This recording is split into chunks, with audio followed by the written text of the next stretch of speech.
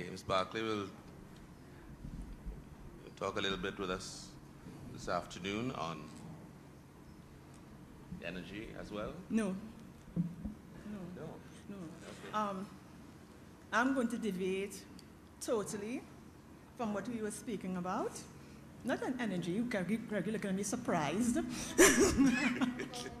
I'm looking at actually the extractive industries and the economy.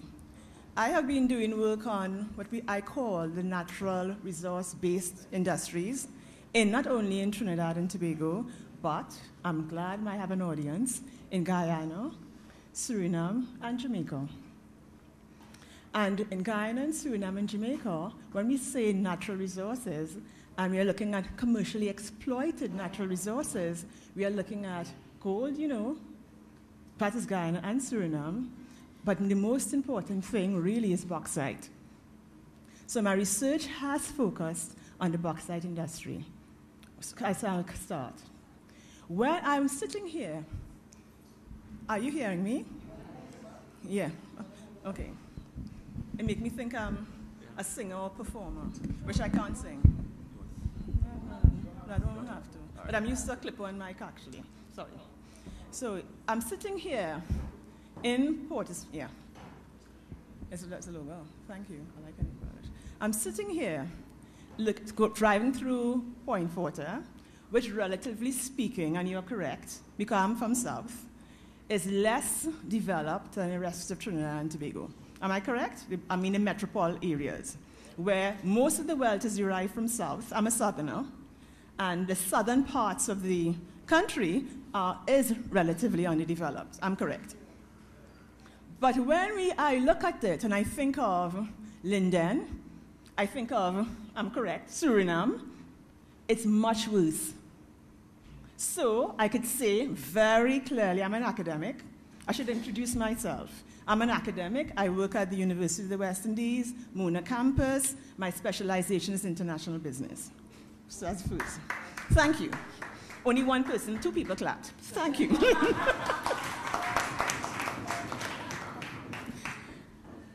So, but when I look at it, because I've done the field work, I'm saying, what are you complaining about? It's all relative, And Trinidad and Tobago has done very well, relatively speaking, with its natural resource when I compare it with the rest of the region. And we really need to thank the policymakers, such as my friend Gregory, seriously Gregory,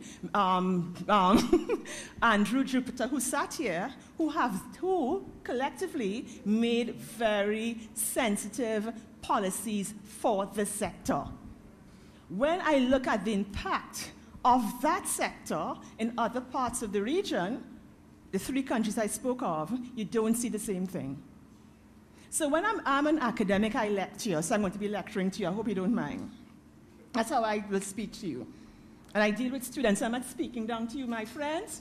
I will include you in my discussion. I'm going to try to. You could ask me a lot of questions afterwards, but I'm going to give you the bare bone points, and I want the questions. Okay? Lloyd Best in 1979, together with someone called Carrie Levitt, wrote what we call a seminal paper, and it was called a plantation economy. When I was a student, I was taught the plantation economy. When I lectured in 1990s in economics, I taught the plantation economy. When I came back to the region in the early 2000s, plantation economy is out of the syllabus. What he's saying basically when he said plantation economy, I've heard them say it, and some of you may not know it because I teach, I know you haven't been exposed to it. It's really, he said, the Caribbean, that if you look at the world, the Caribbean is a plantation. The plantation in the sense that all we do is produce a staple, which we barely process, and which we export. I mean, very, very general. So that's what we are saying here. We are producing, the staple here is oil. We do some refining of the oil, and we export the end product, which is a commodity, to the developed world.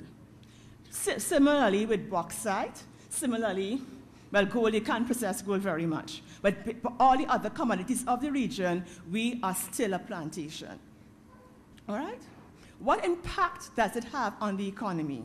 And I'm going back to my focus countries, Suriname, Jamaica, and Guyana. The first look at what we have been speaking about very vaguely. When you say supplier firms, when you say supply, we talk about contractors. Those firms who provide services to what we call the multinational, the Shells, the BP, the Amoco. If you're speaking about Guyana, we are talking about UC Rusal. We are talking about the Chinese firm, whose name I can't remember. Pardon? Bauxite, thank you. If you're speaking about Jamaica, we are speaking about UC Rusal again. We're speaking about Alcoa. If we are speaking about, what's the next one I've left out? Suriname, we're speaking about Alcoa. So for the two of them, Alcoa is a large multinational company which was traditionally involved in bauxite, alumina. The new ones are UC Rusal and Bauxite, which are both in Jamaica and in Guyana. Through their operations, how have they impacted on the wider economy? First, contractors. If we go on something called the Energy Chamber of Commerce website, you'll see Trinidad has 703 contractors who work for the oil industry. My research on Guyana and Suriname tells me there are 15 such firms, 15. In Jamaica, there are 30. What are these firms doing? These firms are doing what I will call low-tech activity. Nothing much. In one case, they mine bauxite, which is a big thing, because even the mining of bauxite was an activity that's only done by the multinational. The multinationals are now what we call outsourcing. So they outsource the mining in Suriname. The outsource, and mining is not big, it's just pulling out, taking out the bauxite with an excavator and sending it to the company. Now they outsource the mining in Jamaica to Trevor Dunkley. They outsource the mining in Suriname to Hawks. They don't outsource it in Guyana. I've witnessed white laborers mining bauxite in Guyana. And I'm going to tell you which company. You can guess. So the supplier, that is where you have transfer of technology. That's where you have upgrading of skills. This is what you want to have. All countries who are successful today develop because of this. Suriname and Jamaica and Guyana, you don't have it. Why? One of my friends was discussing it with me. Why? Mainly government policies. These firms are small, medium-sized, family-owned firms, and they are not very competitive. They're not very competitive because they have problems accessing finance. There isn't a culture of entrepreneurship in those countries. So if you're a distributor, importer and distributing, you're much more successful than if you engage in entrepreneurial activity. That's one. So the impact in that area is extremely limited. Secondly, another thing I looked at, and I have to go back to my notes because I'm forgetting, after lunch, is what we call downstream activity. Downstream activity, I think Tony Paul mentioned it. A couple of years ago, we had this very ambitious plan of developing an aluminum smelt in Trinidad. The aluminum smelt in Trinidad, where there were actually two, Tony. You know that. One was from Alcoa. The second one was from called Alutrin, and Alutrin was based right here in Lebre. So as part of my research, I also wrote and published a paper on Alutrin. Tony did a paper on Alutrin, written by Barclay, yours truly, published. So, yeah, seriously. So what happened with it? So when you say, Trinidad Times said, I want to go downstream. That's Vision 2020. We know our firms, our activities are going to be encouraged in the energy sector, which are not downstream. What do we mean by downstream? We're going back to Lloyd Best's plantation economy, all right? Downstream really is, if you're doing, let's say, the bauxite, you could first do You mine the ore, take out that red dirt, the ore, and export it. Then you could do further processing where you process the bauxite into alumina with an A, which is a white powder that is refining. So each step of the value chain, you're going further and further deeper, and you have more, it becomes more technology intensive, more value added, and actually getting greater returns from that activity. The latter stages are alumina smelting. We're using the alumina to produce aluminum. In Trinidad's case, that is what they were doing. In Alutrin, that's what they were doing, proposed in Alcoa in Chatham, which is right next door. Gregory drove a very nice map for a friend of mine. What does St. Patrick look like? I wish we could reproduce it, Gregory. So here you have Point Fortin, there's Le Bray, Chatham is on the other side. I'm from South. So this is what they were trying to move activity into the southwest peninsula of the country. For reasons we wouldn't get into, both of these investments didn't work out in Trinidad. And the irony of it is, we're speaking of regional integration.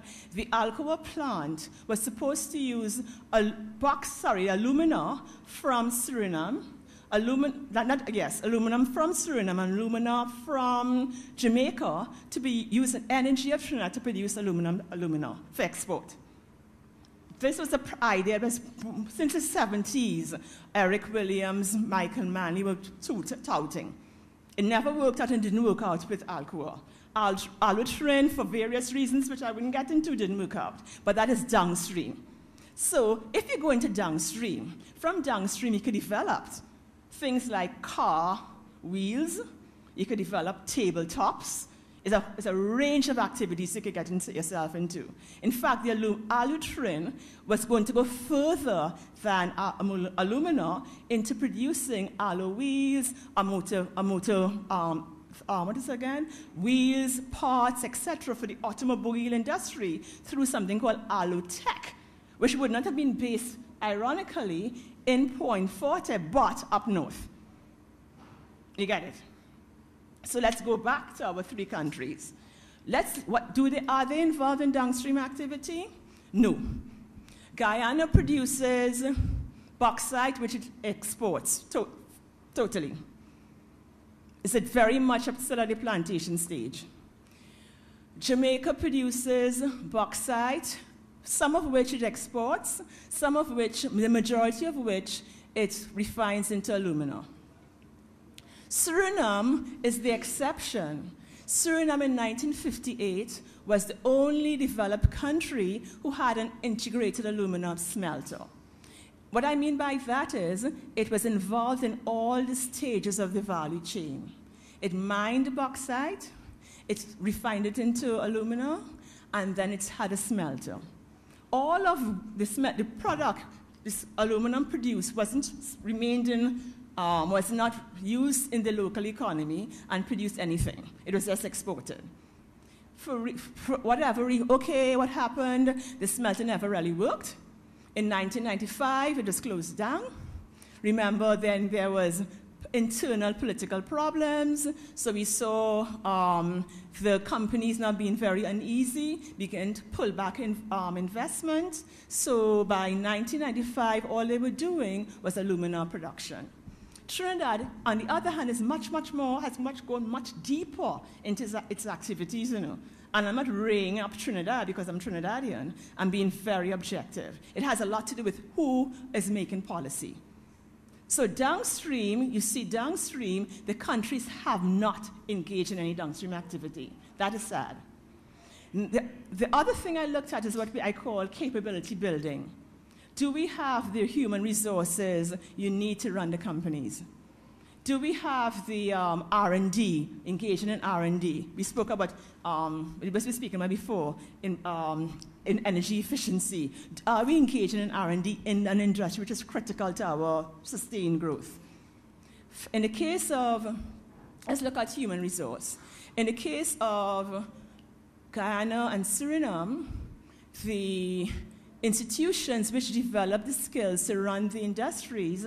For example, in Suriname, we're looking at Anton de Com University. We are looking at NACI, this is a technical institute. In Guyana, we are looking at Linden Technical Institute. We are also looking at the mining department of University of Guyana. These are state-owned entities. And the state-owned entities will be challenged by the fiscal situation of the government. So what we see happening is they are challenged by poor infrastructure, the absence of state-of-the-art equipment to teach their students on, outdated curricula. Seriously, outdated curricula. What else? The teachers and our lecturers are not paid well. And to compound it, particularly in Suriname and Guyana, there's a high degree of migration of your graduates. So you're training people amidst very difficult conditions who eventually graduate. 75%, I think, in Suriname graduate. Jamaica is marginally, well, Jamaica is much better. Jamaica have set up HEART, whereby you have training. Now, I think a pity you can't drive through and you're thinking about it, and on your way from Point Fortin, you stop in Caroni, and you see the campus of the NECS, National Energy Skills Center. Have I got the acronym correct? Yes? NEC? Yes. NEC? Yes. Okay, all right. It's close. And you also look at University of Trinidad and Tobago, you look at the ARIMA campus. Those are serious campuses, and this is where you're training workers. But however, in Trinidad's case, and in the rest of the region's case, we train workers to do certain skills. We don't train workers, as a term one of my former lecturers called, static technologies and dynamic technologies. Static technologies are those only needed to maintain a system. And those needed to transform a system are dynamic technologies for long-term development.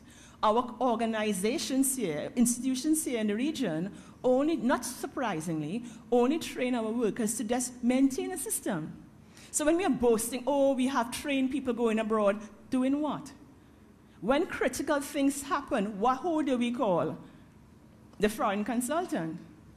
Because when something goes wrong in the plant, we can't fix it. Am I not correct? Somebody say, I don't know. That may not be true. That may not be true. Pardon? Thank you. And I'm not talking about the oil sector, and I'm talking about the bauxite industry, okay?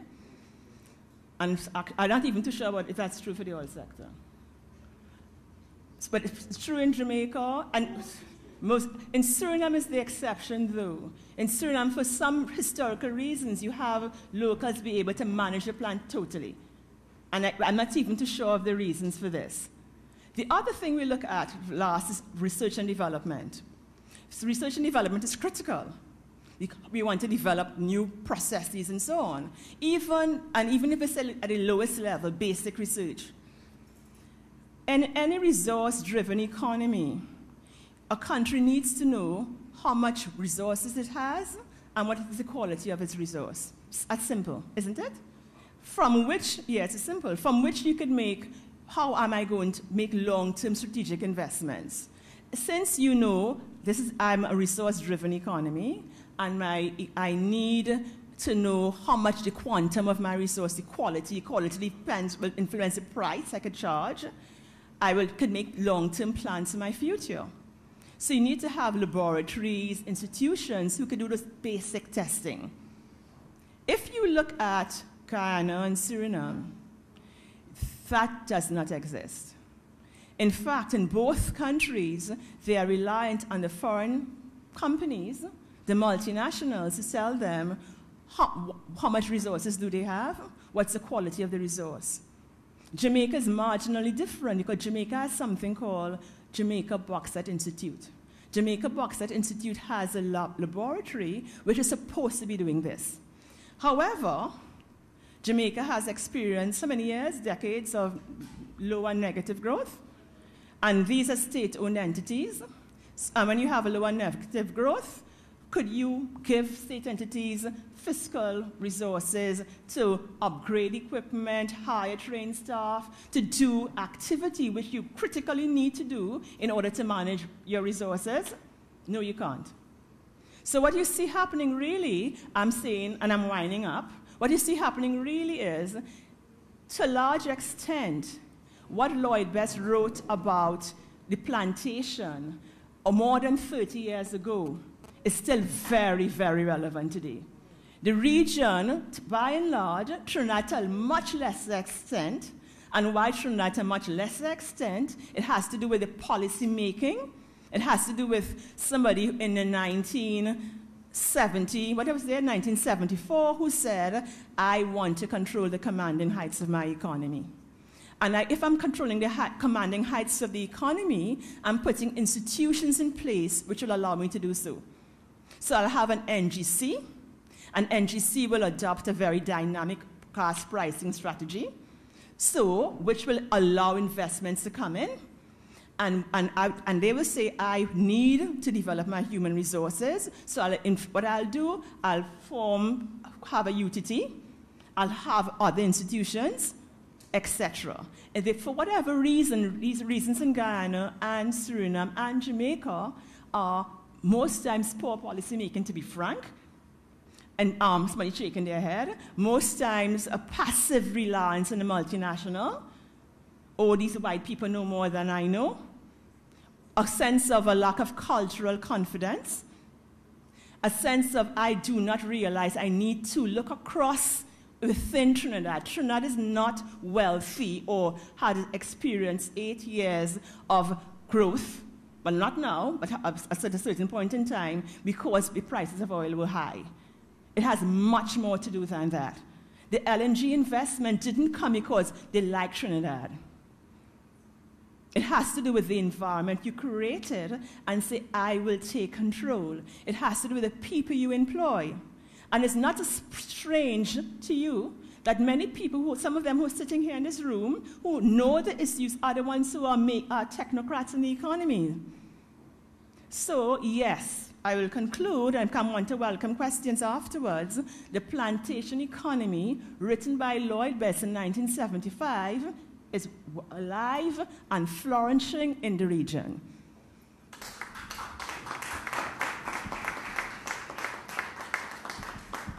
Questions. And you could also ask me on the Alutrin investment, because I was asked to speak on the other regions, but I also did work on Alutrin, so you could ask me on Alutrin. Yes.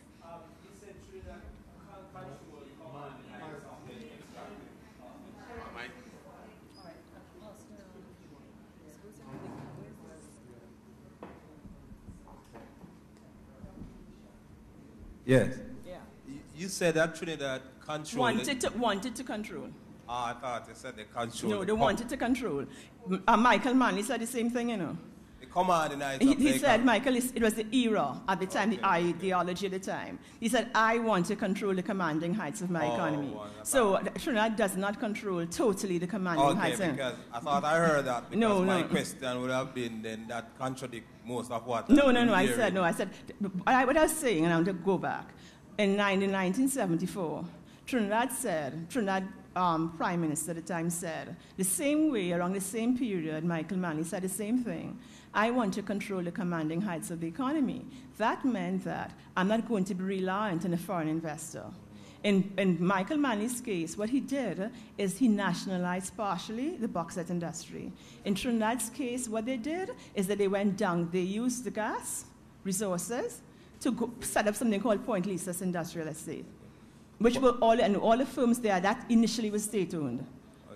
Okay? But in any case, you predicated your talk by saying that Trinidad have done very well. But again, this morning, based on some of the information that came out, it seems like this era, for example, have not done very well in light of that they had a certain amount of resources that people are pulling from. You're quite correct. What is happening is, where has the wealth trickled down? The wealth in Trinidad hasn't trickled down to the St. Patrick area, you know. Some of the parts, some of the places in St. Patrick are the worst, what you call human resource indices in Trinidad and Tobago. So what the wealth and future, unfortunately, has been spent on other parts, because it's a government. The government gets its revenue, and it decides where it's going to spend its revenue, and it spends it elsewhere other than the area where the wealth is being generated. And technically, it's true because the LNG plants are located right in Point Fortin. I'm speaking comparatively. Thank you. She also clarified it by saying, I said comparatively, relatively. I was missing the modifiers, you know, the comparative yes, okay. and the relative and all of these things. All right.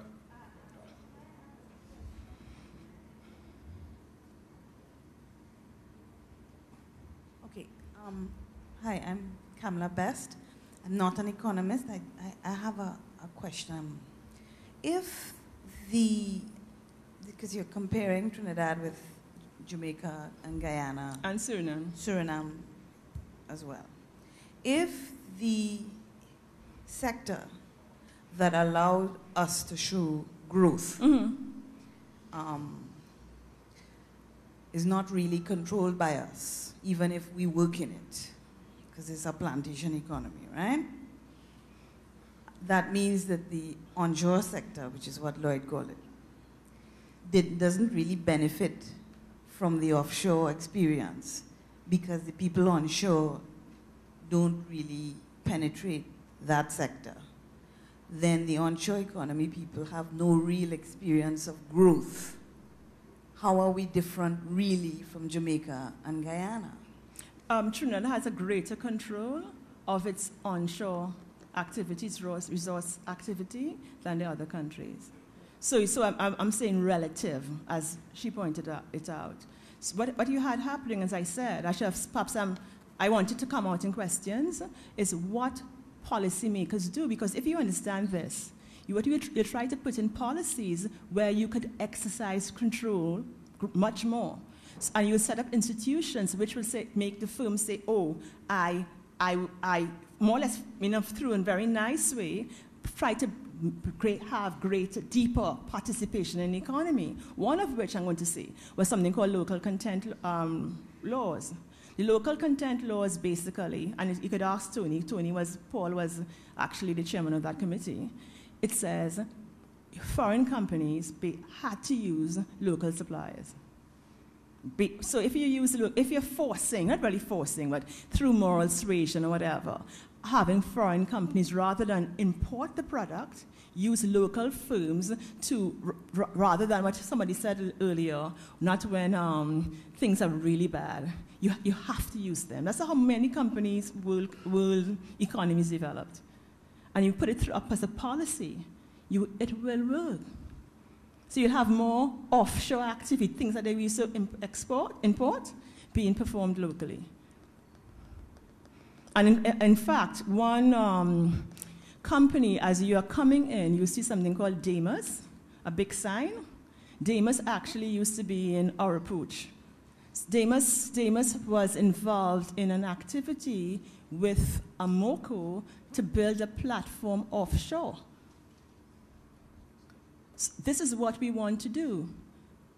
And the irony is, I have to say it, many of the supplier firms are not located in Point Fortin. Many of the supplier firms are out for the energy sector, are outside Point Fortin. I don't know why, I'll have to investigate that. So when you talk about contractors, and I'm saying 703, I don't think many of them are based in Point Fortin. Many of them may be based in Port of Spain, in Point Lisas Industrial Estates, Chagonas, in Arapooch. Is that Arapooch, Gregory, where Damas is? Arapooch, rather than Point Fortin. Laramie, that's not more or less Laramie and Arapooch. So if I were driving with you, I'll show you where they are. So the trickle-down effect didn't occur in Point Fortin because of government, how governments have policy, and it also may be because of the culture of entrepreneurship. So, because one will wonder why, if you're located so close to the energy sector, the plants, I live here, you drive through something called the field roads. Why aren't you not having firms who are local, who service the industry? Why is it that Damas has to come from La Romaine and set up shop in Point Fortin? Get it? But I haven't done research, so I can't tell you why. Okay? But it trickles down, but it doesn't trickle down here. Answer? Mm-hmm. I would love to hear you to answer. My name is Jamal Pierre. I'm from Point Fortin East Secondary School. And Point Fortin East? Yeah. I used to be Point Fortin Junior Sec? No, it was college. What is it? Point Fortin College, formerly Point Fortin College. Yeah. Is this Junior Sec? Oh, this was Junior Sec as well? No. I was the library assistant one summer there. No, as a resident of Library, I would like to focus more on the Alutrint. Now, when the people of Library saw Alutrint, as you know, Library is a very depressed, yes, poverty-stricken area, right? With a lot of the young youths. Unemployed young youths. Those who are even qualified, being unemployed, and turn to drugs and turn to other delinquency behavior. Crime rates are pretty high, yeah. Yeah. Now, as Alutrint came into the community,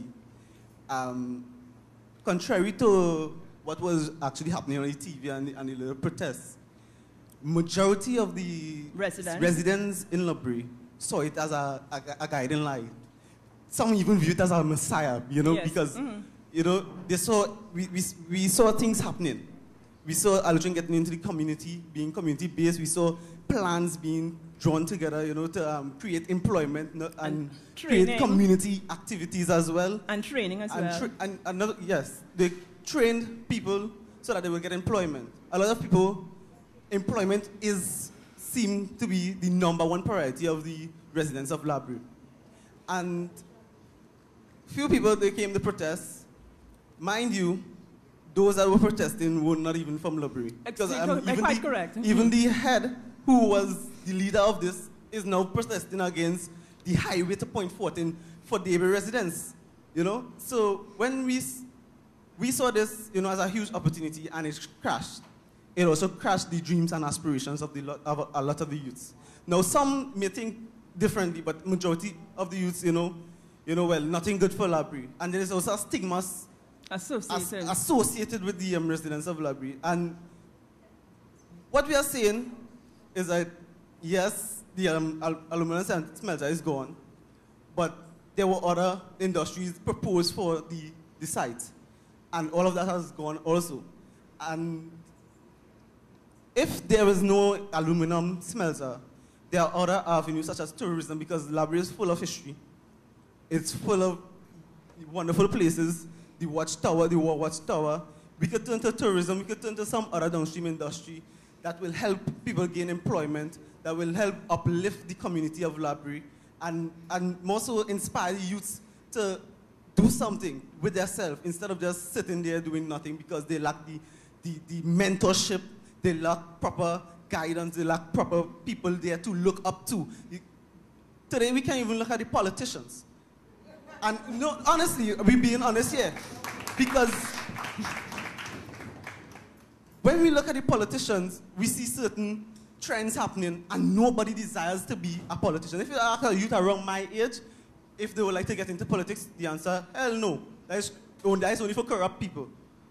But to be honest, but you'll get your credit card. We won't get into that too much, but to be honest, I think that youth should aspire to these offices to help people. If you see that, to make a difference, to bring a new sense of leadership to the country and to the region, to eradicate that stigma with politicians away. And both sides play the games of race and loyalty. And what we are saying is that put politics aside and put the nation and the people in front, and what is best for the people of this country. That's all I have to say. Can I answer him? I've heard, I didn't see it because I'm not allowed to get into the plant. Vandals already have been gone, scrapping the material infrastructure, like metals and so on, defenses and so on. Secondly, the government has committed itself to loan with the Chinese Exim Bank. So Alutrin, though the plant has been closed, the activity has been closed, Alutrin company still exists, you know. Much to my surprise, it's based in Point Lisas. They are going to spend a great deal of government's money and time trying to resolve the conflicts caused internationally, I mean, from the Alutrin investor side. However, I have to be very honest with you. My research also showed that when we're talking about the impact on the economy, it would have been very limited. So what I think would be wonderful, it wasn't going to be so much employment generation. You had a skills center in Lebre right there. I know where it is, you know. I think it would have trained locals already when you were doing the construction process. Very few local firms were involved in the construction because of the contract the government signed with the Chinese bank. So any sort of active contract, you know, the same thing we're talking about contractors and suppliers, they were involved in putting up fences, laying cement. We don't have a firms to be able to do some much more sophisticated work than that. But you had Chinese workers coming in, not people from Lebre. While I think scrapping the plant is a bad idea, because I think you had went too far already in the investment, I really don't think it would have added very much value. Gregory laughs. I'm serious, because I looked at it, it wouldn't have. However, you don't, because of, you had committed, you went too far down the road. And ironically, and I wouldn't tell you who sent me the cabinet report, a couple of weeks before the government made a decision, said all the concerns with the environment were not true. Is that public knowledge? No, okay, but don't quote me publicly. Until leave the country without any problems. The environmental concerns were not true. They said the investment was a sound investment. It really was a political decision. Seriously. I think this gentleman wants to ask a question. He could, okay, if you want to continue, okay.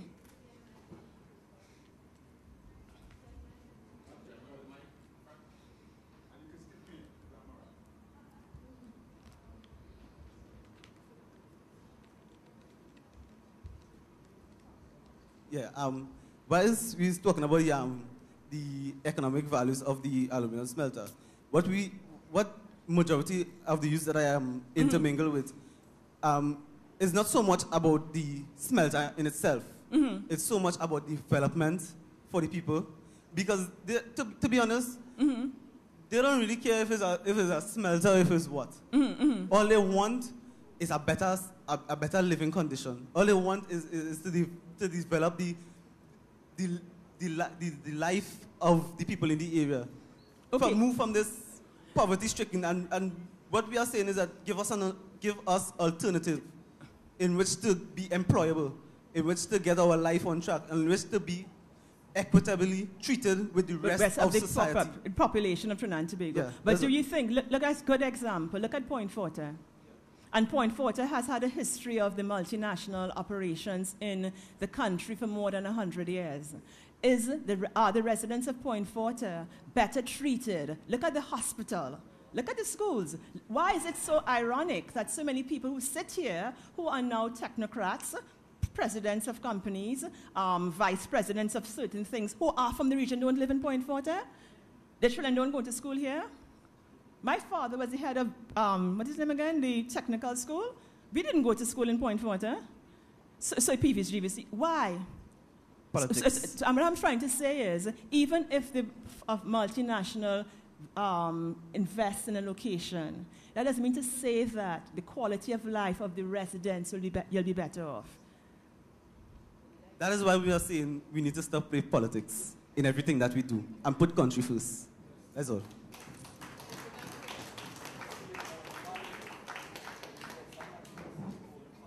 Hello, yeah. I always say, like Paul, like the Apostle Paul met the Lord on the road to Damascus. I met the Lord on the road to damnation.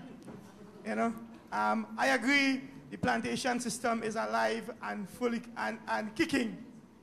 I think it's just incidental reasons that we are somewhat better off than Guyana. It's not for any deep philosophical reasons, no deep under. It's the same system. I'm an engineer. I've worked here. I sell parts, to put it crudely, for the multinationals, the surrogates, what Lloyd called the surrogates of the colonial office. Parts that we can manufacture here, turbine parts that they have been manufacturing for 100 years in England, in Germany. We could get manufactured down the road by Mustafa's or by Rampasas. Mustafa Engineering. Right? And we choose to buy it for 6 times the cost.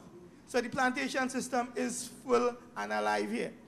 And the point that I hoped to make earlier that I didn't make well is that that system, for the plantation system, it's a culture of exclusion. The plantation system is to extract your wealth and take it to the metropole, to the owners. We have some of them who live here now as well. And they also put their money in the metropole. They have their security in the metropole. So that culture is also the reason why, and the challenge, and this is what I wanted to say earlier on, goes back to the youths. They have to recognize that we have to somehow own this place, be responsible for it.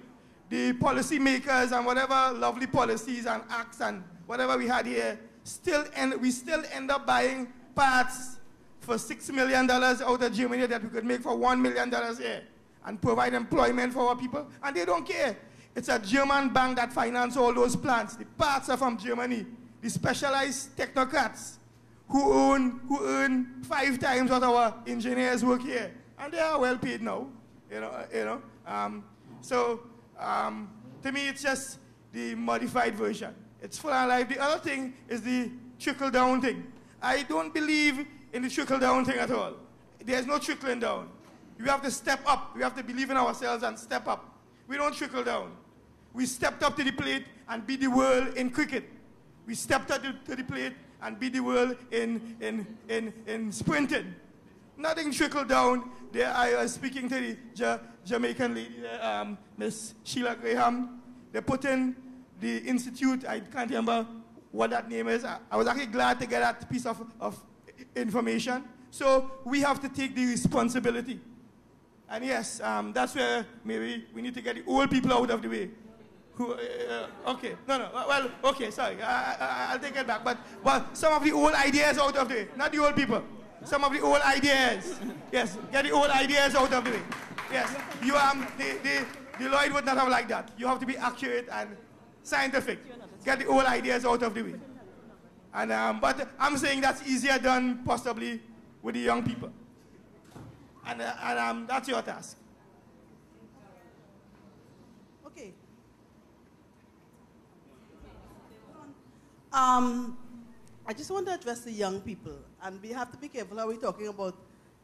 Yeah, me too. Are we talking about even the old ideas or the old people? May I ask something? Am I a young person? I didn't exclude anybody. I'm a young person too. We're all young. But I think we have to be a little bit careful and go back to the original point, I think, of this convo, which was to let the young people have a voice and to say where we're going from here. I'm not saying that we should forget or ignore or not consider even the old ideas, because Lloyd Best would probably not be considered young, eh? And plantation economy is not a young person thing, because Lloyd would have been 78 on the 27th of February past. So that we don't have to discard the old ideas. The point of it is for the young people to be who you are, to take your ideas forward. That's what you got up on the stage or whatever it is. And another thing I want to say is that be careful how we talk about poverty, because economic poverty is not the worst thing. Because my brother Lloyd Best went to school without shoes. He went to school bare feet. He walked from Tunapuna to Tago. We were poor. economically we would be considered poor. We had a small house, it was a lot of us, we didn't have a room for ourselves, a bedroom for ourselves, so that is not the worst thing. We had a home where we laughed, we had love, we ate from the ground, we didn't have a choice, my father had a cane field, so it's not about economic poverty. It is, yeah.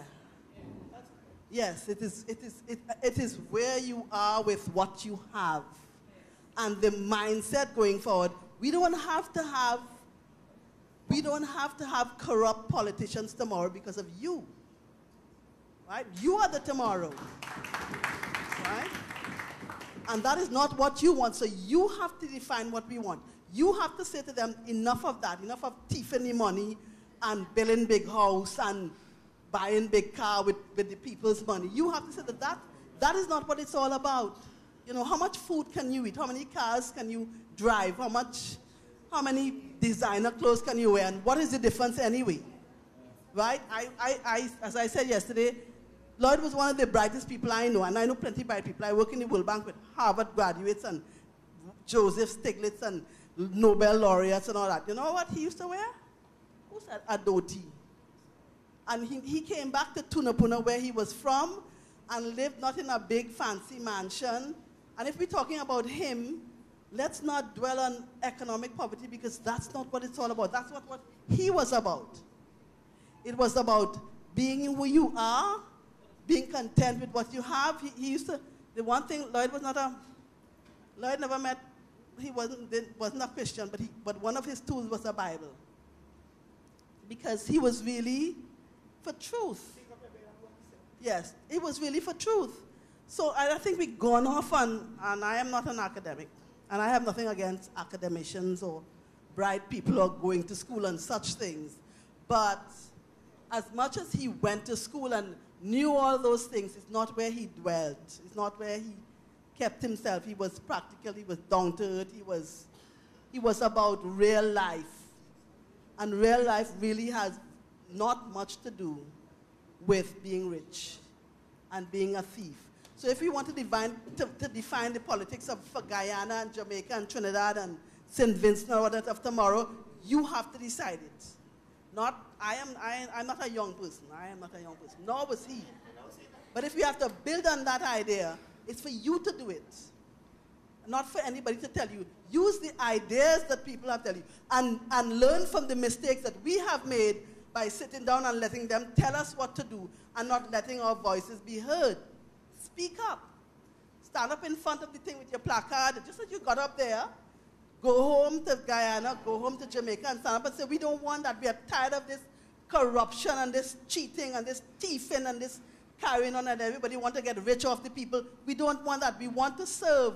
We want people to live. We want to give people opportunity. We want to give people a chance to really learn and be educated. And you have to say that.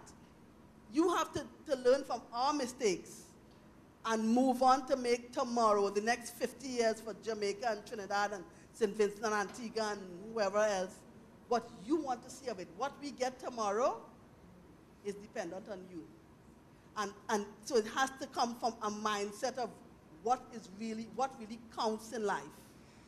What is really important in life. And I can tell you it's not for sure Jones of New York or Sean John or whatever. My father used to say, clothes don't make nobody. Right? You know, dress up, you could, you know, and the Calypso say, look, the devil did. Dress up in tie and jacket. It's character. It's head. It's thought. It's depth. It's not all of this. Doesn't do anything because you will return to dust and they go bury you in the finest clothes and all the diamonds and you're dead already anyhow. What's the point? So let's go back to, or for you, go forward to the real stuff. You will create it. You will make it. You are supposed to make the difference. You are supposed to stand up. You are supposed to take your opportunity. Economic poverty is not it. It is poverty of opportunity. If you never have an opportunity to speak, to be free, to express yourself, that is real poverty. But we still have it where we're free to talk, where we're free to decide, where we're free to form, where we're free to go forward, where we're free to make happen what you want to see happen, where you want to see Trinidad, where you want to see Guyana, where you want to see Jamaica tomorrow, you have the chance to make it. So before you allow them to stifle us into anything else, stand up and speak up while you can.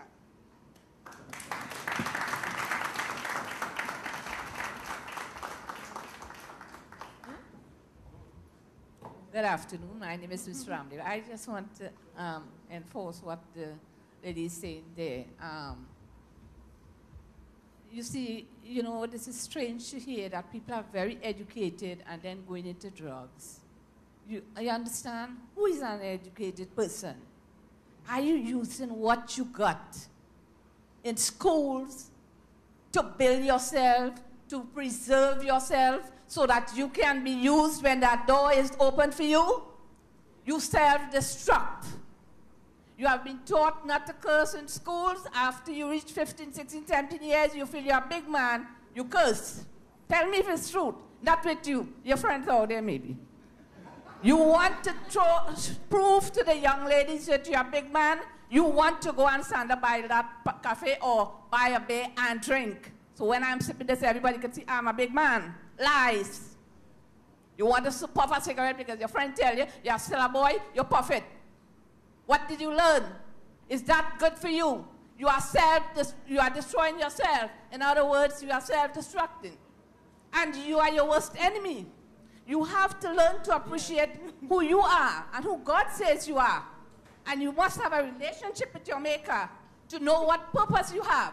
And you must walk within defined paths to fulfill that purpose to His honor and glory. And this is what youths have to know. They depend upon their friends to tell them who they are, upon society to tell them who they are. Sorry. Too loud? I want to be too loud. I'm just flowing. Because we need to get the next speaker on. I just want to flow and then I'll finish. Sure. Sorry. So, the youth depend upon people. God has given you a vision. And I will say something. Unemployment. When you are at home, the house is to be swept. The girl used to sweep it, you sweep it. Where's it to wash? You wash it. You have to clean, you clean it. You are serving. God is looking. Your hands are being prepared. You're in a humble position. He will rise you up in due time. So this thing about education, keep what you have been taught in schools, in primary schools, keep it. And build your character. And God will show you the way. So I'll stop there. Thank you. Thank you very much. Others say, because we want to get the next speaker on, Miss Gillian Marcel.